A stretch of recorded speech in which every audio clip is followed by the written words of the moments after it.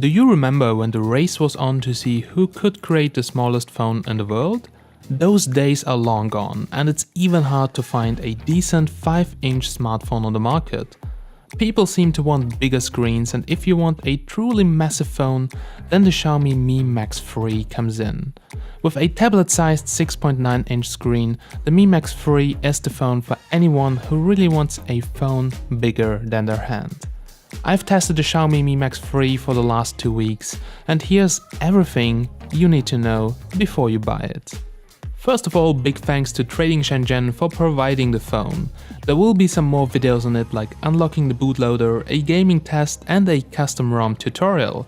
So check out the links down below in the description if you want to get the Mi Max 3 for a really good price and also fast. The Xiaomi Mi Max 3 comes with a 6.9-inch IPS LCD running with a 2160x1080 pixel resolution and an 18:9 format. That gives it a pixel per inch measurement of around 350, making it really sharp even though it's a big screen. The screen is really bright, colorful and has good viewing angles. So all in all, it's a good screen for my taste. 4K videos look stunning and I had no issues using the device outside in bright sunlight during this hot summer. Inside of the box from Trading Shenzhen you will find the phone with the Type-C cable, the charger with an adapter for your country, and also some nice gifts like an USB OTG adapter.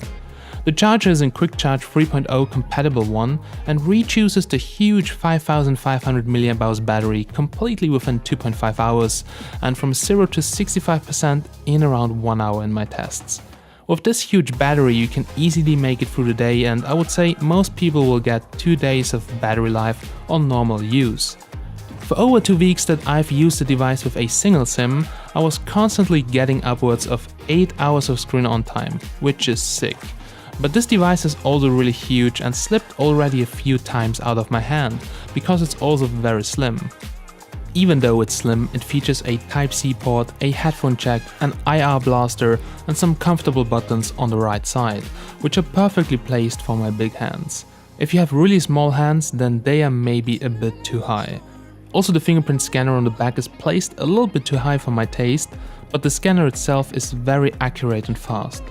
Xiaomi has also implemented face unlock on this phone, which works even in darker areas, but I'm not a big fan of face unlocking, even though it's the fastest face unlock I tried on Xiaomi devices due to the new AI unlocking algorithm. On the top of the phone you will find the front-facing camera all along with a notification LED and an LED flash.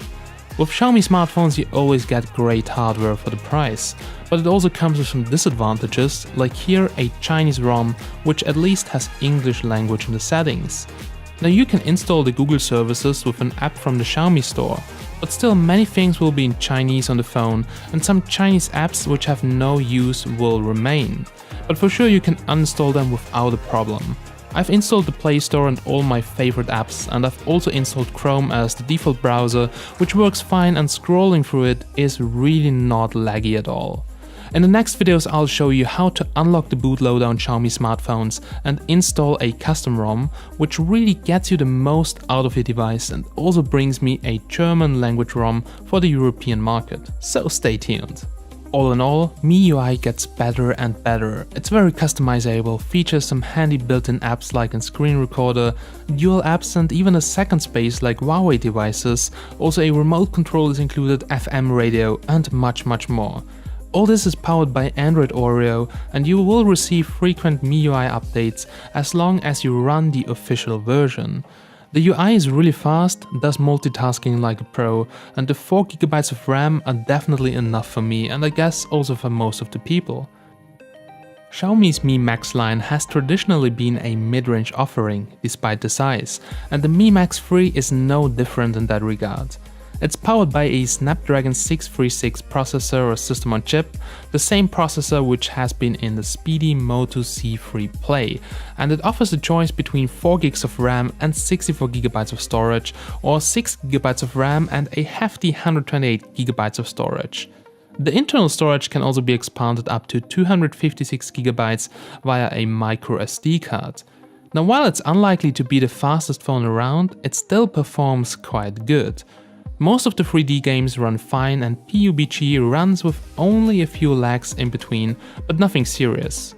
So if you're not a heavy gamer and you know how to handle your app management, even the 4GB version will perform well for you. The single speaker behind the right speaker grill is not among the loudest speakers, but sounds really clear until 70 to 80% of volume.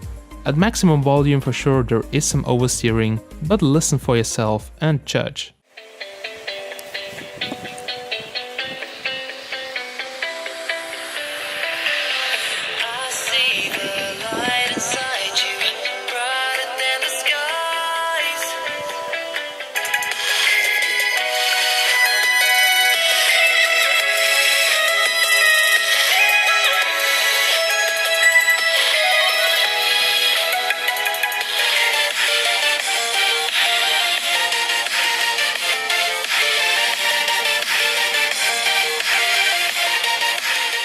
The rear camera is composed of a 12-megapixel shooter and a 5-megapixel depth sensor, while the front-facing camera is an 8-megapixel shooter. And speaking of photography, that's one of the headlining features on this device, because it's pretty decent for the price. They said that AI will learn over time on how to blur backgrounds correctly, but well, it's not really good. It can also apparently adapt to 206 different scenes and change how it takes the photo. The image quality is pretty good, to be honest. Images turn out to be sharp, colors and white balance is on point, and saturation is really good for my taste. However, this only applies if you have good lighting conditions. As soon as it gets dark, the grain kicks in. So in low light it's not too bad, but also not really good. I would say it's quite decent for the price range. I would be okay with it if I use it for myself. Portrait mode is okay, but fails again in the usual regions like around the arms and messes up the blur there, so this definitely needs improvement. The 4K video footage looks really good with nice colors, and the electronic image stabilization is doing a good job, even if it's really shaky. However, it's more detailed on flagship phones, but for the price the video performance is quite good. Here are some samples. So guys, here's a quick front-facing camera test on the Mi Max 3, and well, so far as you can see, handles also really tough lighting situations pretty good. Now it's really huge and a little bit hard to hold, but well, it's also pretty cool because you have a huge display. So we're now here in the shade. As you can see, still everything's looking fine, lots of detail actually, so far as I can see on the big screen. So also listen to the microphone quality right now, holding it around 70 centimeters away from my body.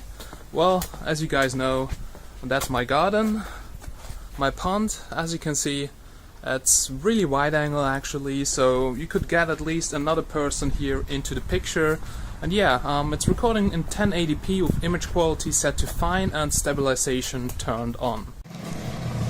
So guys, here's a quick 4K camera test on the Mi Max 3, and well, beautiful sun right now. And yeah, resolution is set to 4K, stabilization is turned on. I'm walking around here in my garden, and this is how the footage looks like in 4K. And I will quickly switch to 1080p. So guys, this is now 1080p with stabilization turned on. Well, so far on the display it looks like there is no difference, but just check it out for yourself.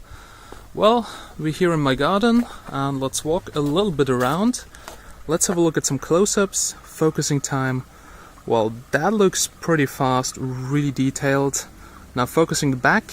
It's really tough for most cameras to focus on all the leaves here, but the Mi Max 3 is doing actually a pretty good job so far as I can see. As you can see, sky looking also very good, lighting adjustment. So well, that's the video quality in 1080p on the Xiaomi Mi Max 3. The selfie shooter around the front-facing camera is an 8-megapixel one with an f2.0 aperture, not like 1.7 which was rumored. But the front-facing camera is really decent. Portrait mode works fine and it's also quite detailed, but for sure there's a lot of smoothing going on like on most Chinese smartphones. Wi-Fi on the phone worked really good, also on 2.4 and 5 GHz, and Bluetooth was good as well.